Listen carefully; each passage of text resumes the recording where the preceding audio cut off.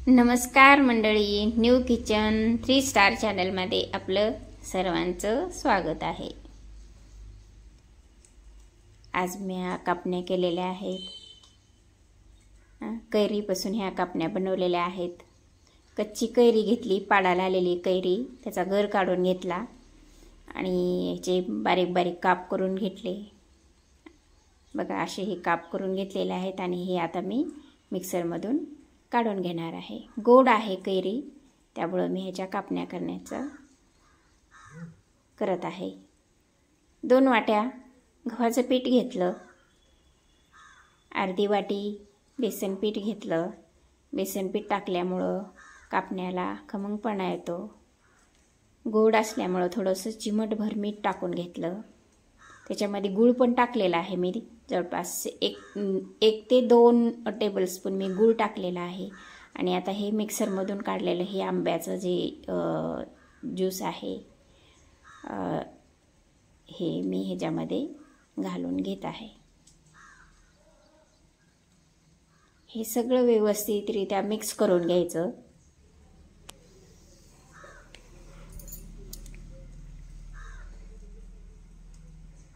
कारण आपल्याकडे उन्हाळ्यामध्ये आंबे येतात, पण आता माझ्याकडे हा आंबा आलेला आहे आणि आता तो पाडाला आलेला होता आंबा हा, आणि त्याच्यामुळं मी त्याचा बल्क काढून घेतला आणि मी ह्याच्या कापण्या करत आहे। अशा पद्धतीने हे पिठामध्ये मी टाकून घेतलं, मिक्स करून घेतलं।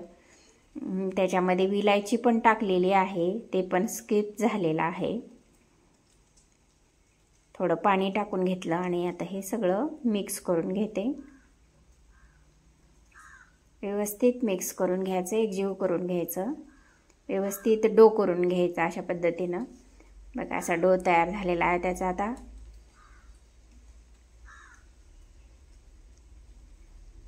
इतक्या छान लागतात ह्या कापण्या, तुम्ही पण करून बघा, मला कॉमेंट करून सांगा।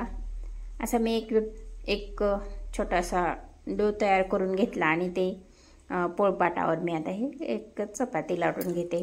थोडंसं पीठ लावून घेऊ त्याला, जेणेकरून पोळपाटाला ते चिटकणार नाही। अशा पद्धतीने मी थोडं पीठ लावून घेतलेलं आहे आणि त्याची मी आता छानपैकी चपाती करून घेते। असं लाटून घ्यायचं, व्यवस्थितरित्या लाटून घ्यायचं अशा पद्धतीनं।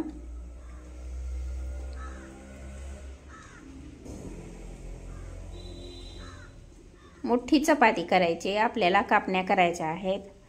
आता त्याच्यावर मी थोडंसं ते खसखस टाकून घेतलेली आहे त्याच्यावर।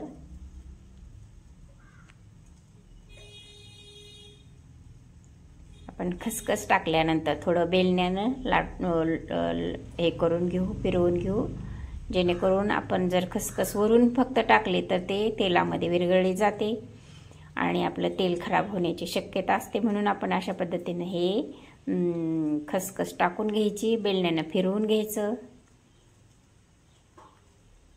आता दुसऱ्या पण बाजूला आपण हे खसखस लावून घेणार आहोत। हे पूर्ण सगळ्या चपातीवर पेरून घ्यायची आणि त्याला लाटून घ्यायचं। ते सगळं टाकून घेतलेलं आहे, याच्यावर बेलण्यानं फिरवून घेत आहे। असं पूर्ण मोठी चपाती करून घ्यायची। अशा पद्धतीने ही मोठी चपाती झालेली आहे। आता आपण त्याला आकार देऊन घेऊ थोडासा। बघा, ही अशा पद्धतीने ही चपाती केली पाहिजे, जेणेकरून जास्त जाड पण नाही, जास्त पातळ पण नाही। जर तुम्हाला कडक कापण्या करायच्या असतील तर पातळ चपाती करायला काही हरकत नाही। अशा पद्धतीने आपण हे कडा कापून घेऊ।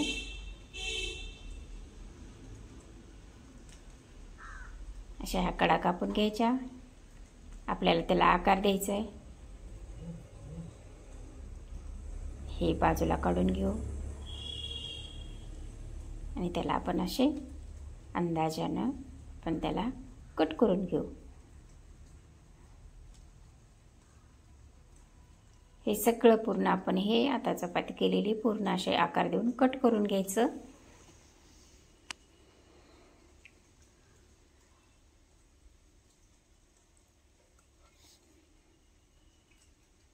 बघा असे हे कट करून घ्यायचे.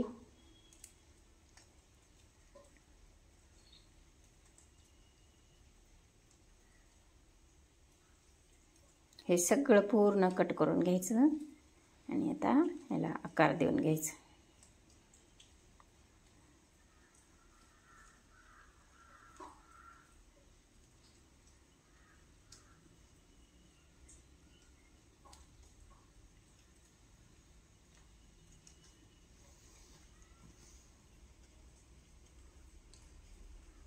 पूर्ण चपातीचं हे सगळं करून घ्यायचं. अशा पद्धतीने हे सगळं बघा, अशा पद्धतीने हे आकार आलेला आहे. अशा कापण्या तयार होतात. तर हे सगळं काढून घेऊ.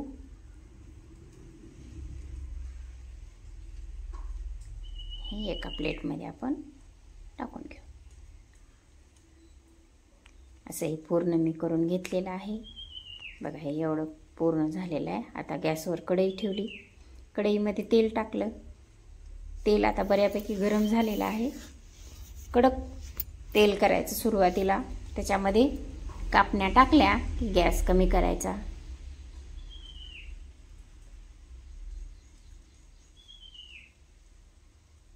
कमी तापलेल्या तेलामध्ये जर आपण हे टाकलं तर हे जास्तच मऊ होतात. त्यामुळं आपण मध्यम आचेवरच आपण हे भाजून घ्यायचं व्यवस्थितरित्या. बघा कलर कसा चेंज झाला. कलर पण छान आलेला आहे. अशा पद्धतीने ह्या कापण्या काढून घ्यायच्या एका प्लेटमध्ये. झालेला आहे. आता मी एका प्लेटमध्ये काढून घेते. लाईक करा, शेअर करा, सबस्क्राईब करा, कमेंट करा. Thanks for watching.